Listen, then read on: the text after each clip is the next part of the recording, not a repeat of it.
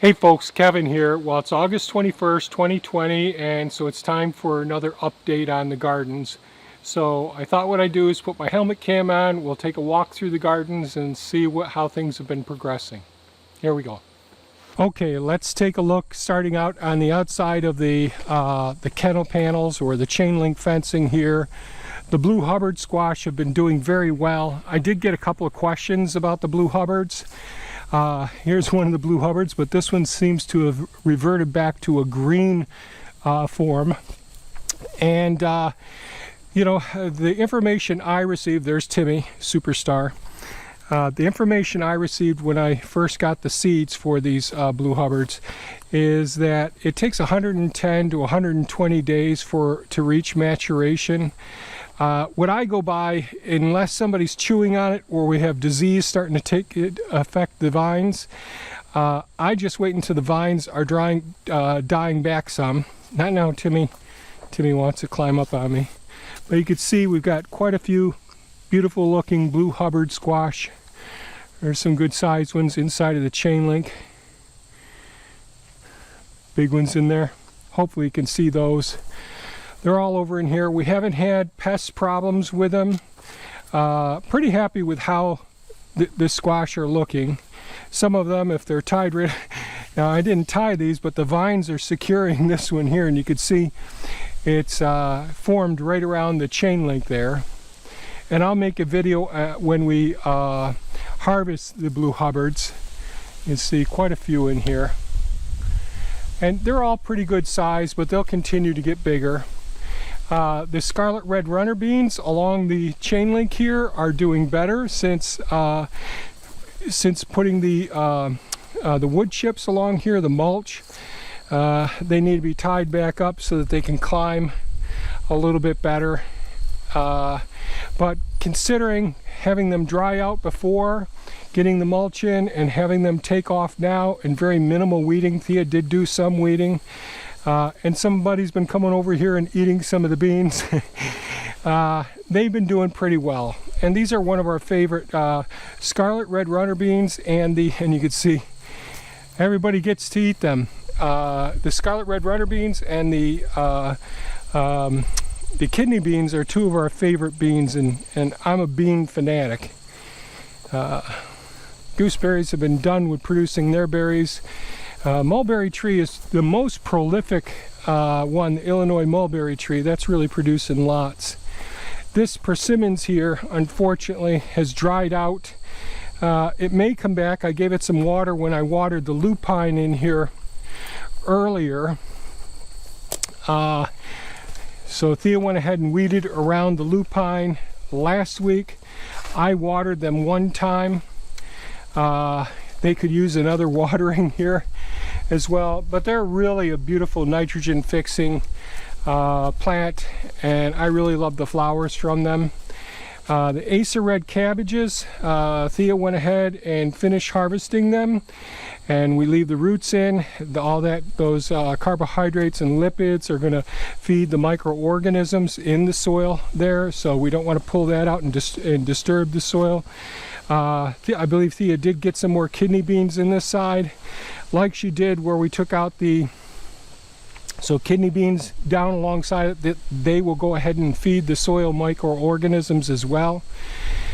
The blueberry plants doing pretty darn well considering all factors and all. You know, they're tolerating the heat of this summer. The temperatures have been tremendous. The weed mats have really reduced our weed pressure significantly. We don't have any significant pests here. We did amend the soil with peat moss. So really happy with how well the blueberry plants are all doing in these permanent raised beds. And these were seedlings last year. The honeyberries, they're doing pretty darn well. Of course, they're getting crowded out a bit by the blue Hubbard squash and by the Scarlet Red Runner beans. This area does need to be weeded again, but otherwise I'm pretty happy with how the plants are looking in this part of the perennial garden and along the chain link as well. pretty happy with how the blue Hubbards have been doing here. I already talked about some of the things that we'll do later on. Now, glad we put the cardboard down to suppress some of the weeds from coming up in here. I never got weed mats down. And there are some honeydews and cantaloupes along in here. Not many, but there's a few. They got so crowded out you could probably see them on the ground on the other side of the support here. Oh, dang it. This gimbal's dying on me. I'm afraid to take up and do any more drone shots with this. It's starting to shake so much. The Scarlet Red Runner beans on the on this trellis here are really doing great. Pretty happy with how they're doing. Those beautiful flowers. The hummingbirds are here all day around our trellises for them. And inside of this one, we don't have the problems with the deer coming through and munching all the beans off like they do on the other one. And so that's about it over here. I do have to sheet mulch this whole wood chip area right in here. Oh, dang it. That gimbal's giving me troubles. We have to sheet mulch in here and put down, weed it and get some more wood chips in here. Just don't have enough of them at this point. So far, pretty happy with how this garden is doing, especially since this is such a significant investment in getting the blueberry plants going. I will put small hoops over each one of these permanent raised beds, these 3 permanent raised beds for the blueberries, so that they won't get crushed like they did last winter and with our snow load.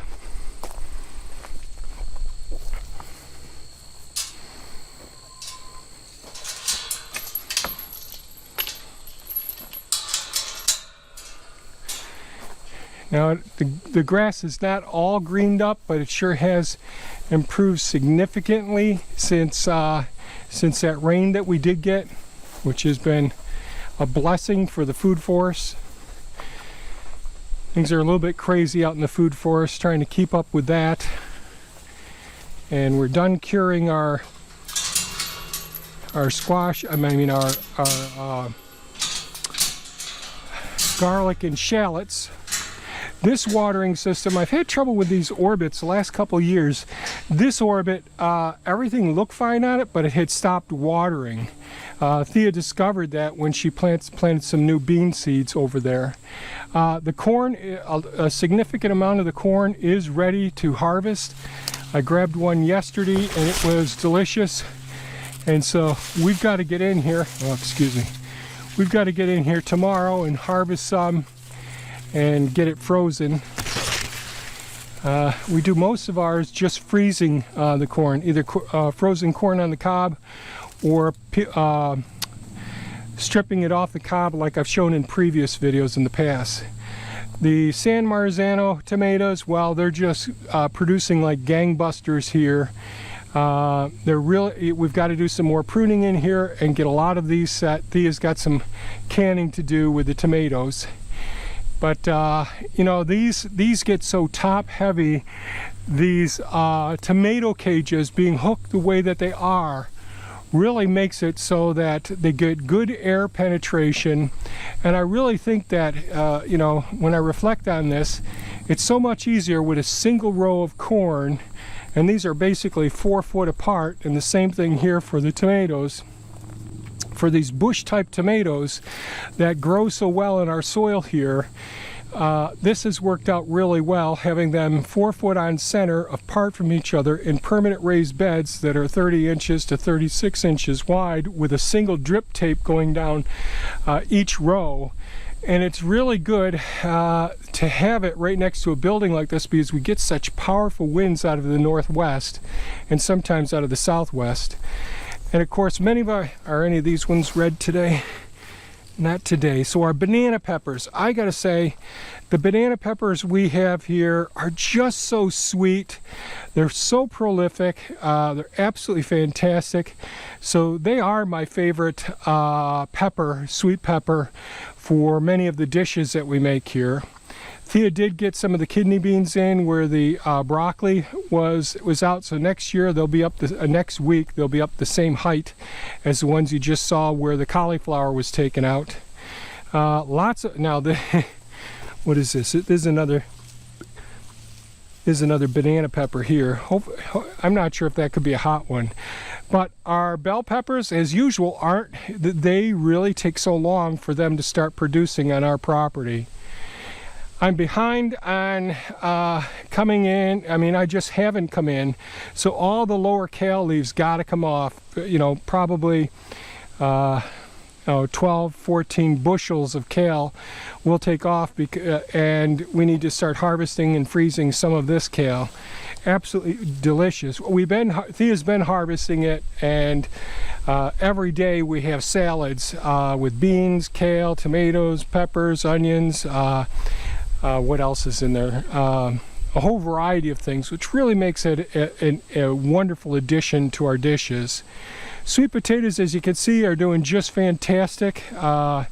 So we've got some more time before I have to worry about harvesting those. We'll notice some of the yellowing of the sweet potatoes when it's time to harvest those. So tickled pink with how things are going here. And again, that little paracord with the tree markers out here really did keep the deer from hopping over the fence anymore. Of course, they're in the food forest all the time.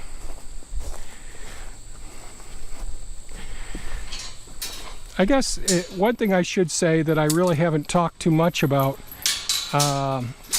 one of the things I would say that I think is so important when it comes to gardening or permaculture or food forest development and all, choosing the things that you want to grow. I've always talked about nutrient density. That means that the relative percentage of nutrients divided by the amount of calories, and you can use a refractometer to measure those.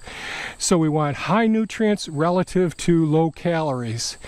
And we want to have the phytonutrients as well, and we want to have lots of fiber, those complex carbohydrates, to feed our microbiome and our digestive system, which yields short-chain fatty acids, and those are what help our immune system and help to decrease inflammation, help with telomeres, recapping our DNA to in a sense almost reverse aging and protect our immune systems. So in a sense, one of the things we learn in medical school and veterinary school, Hippocrates saying, let food be your medicine and your medicine be your food. And we take that 100% seriously here. So we're always researching to find out what's the best way to grow our plants on the property, what is the most rich in nutrients, which ones offer us the most diversity of phytonutrients as well, and trying to make sure that we're always getting our I'll call them super nutrients. So fiber is certainly one of those things that we as Americans, we get very little of in the standard American diet. And certainly things like the brassica is producing, and broccoli is a superhero, or broccoli microgreens and sprouts. They produce sulforaphane, and I've done videos on that in the past as well. And that's one of those amazing nutrients. So on the outside of this, I talked in the last few videos how the drought had really been drying up the soil alongside of the trellis here for the Scarlet Red Runner beans, and they're actually looking better in the last, say, 2 days, because we did get some wood chips down on top of that soil, which helps to decrease evaporation, retain moisture, and certainly one of the things it's going to do is start to feed the microorganisms in the soil, namely the fungi as well.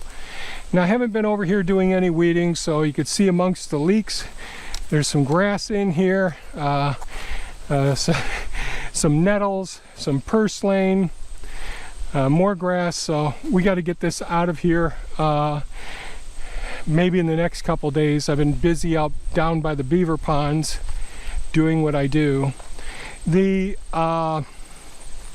Oriental eggplants aren't producing nearly as well as the Black Beauty eggplants this year. So these are a couple Oriental ones here. You can see they're longer eggplants, and we need to get harvesting these as well. We're just getting behind on getting the things done that we want to get done. The jalapenos, you can see some of them are getting pretty nice now. And then we got some chili peppers as well in here. They should have been over there. Somehow they got mixed up. And our blue potatoes, we're getting down there where the vines are dying back some. So I'll make a video when I go to harvest these blue potatoes. I'm going to try to remember to do that. And we'll talk about the curing process and the storing process, and what we can store with the Irish type potatoes. These are just happen to be loaded with anthocyanins, so these are completely blue potatoes on the flesh of them are. And so since the tops are dying back, I went ahead and terminated or turned off the drip tape here. So these are the drip tape ends right here. So when you see them sideways like that, they've been turned off.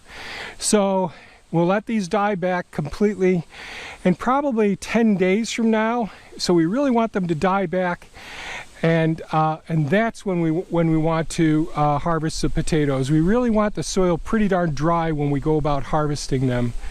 So our peppers, our eggplant, our dill, lots of seeds coming up from the dill now.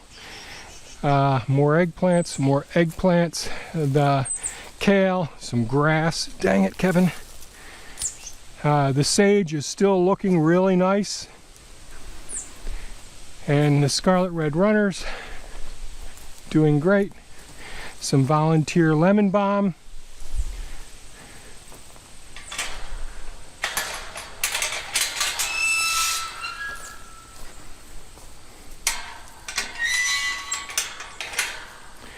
So this is a trellis that's going to come out. Hopefully you can see the some of the Georgia sweet candy roaster squash here. I don't think any of our butternut squash made it. I can see they're all dried out down here. And this is the hoop tunnel or trellis here that we're going to take down probably the end of this season. And then decide what to do. So I'm not sure what happened to this vine. I still haven't gotten around to checking the roots on it. But you can see more of the sweet Georgia candy roaster squash here. Pretty good sized buggers that get in here. And the sage over here is doing pretty good. We got one that isn't looking so good, but they're doing okay. And that's my spearmint going crazy over here, trying to work its way into here. And the red onions have been doing fantastic. We got a fair number down there. The tops are starting to drop over. We'll see. The chili peppers, some of those are looking good. Lots and lots of flowers on them. Thea went ahead and cut off our cauliflower that we had over here. The basil's going crazy as usual. The bees are usually all over it. Here's what. No, I can't move the camera around quick enough to where the bees actually are. But hopefully you could see some of the red onions over there. Love red onions. They taste so nice. And this one's got a little bit waterlogged here. We'll put that on its side. And so this fall I'll be transplanting some of these strawberry plants and getting them over into the other bed over there. And I made videos in the past on how I do that. And next year, that will be the bed that produces continuously. And this one will be the one that's a little bit slower. There are kidney beans in here someplace. There's some. Those were put in after the fact. And again, man, the smell over here is really great.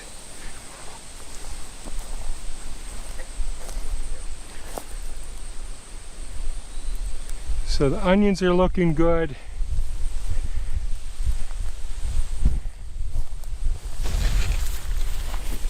I got to try to keep remembering to keep moving the cameras around here. Here's those extra banana peppers we stuck over in here. These don't have a mat down, so when it did rain the other day, it splashed up on top of all the peppers. But I got to say, the soil around here, if you consume some of this soil is actually good for you. Has many of the beneficial microorganisms in it. So the watermelons over here are all pretty small. The honeydews and the cantaloupes all look pretty good. But I don't know why the watermelons are so small over here. I really should have checked to make sure that this irrigation is coming on as well. I've had so many troubles with the Orbit water timers. They look fine. There's no low battery indicator here. And if I go manual and I just go to 1 and say, I'll give that a 15-minute cycle. So it's just starting station 1, which is this one here, and that waters the plants over there. So it's on now, and it'll go off in 15 minutes. So I've just got to check every one of these and make sure that they're all working well. Oh, the kidney beans over here, all doing well. We let them completely dry out, then pull the whole plant, leave the roots in the ground, hang the plants, and then it's easy to haul those seeds. The lavender, the thyme. So these are so that's one of the lavenders that I transplanted over here. That's one of the thyme that we put in. This is one of the sage that we put in. So the sage is really, the gimbal. The sage is really tolerates neglect pretty darn well. So I'm pretty darn happy with how the sage does. Certainly the lavender does as well. And some of them on this side didn't get the moisture that they should have gotten because it's a soaker hose underneath this whole thing.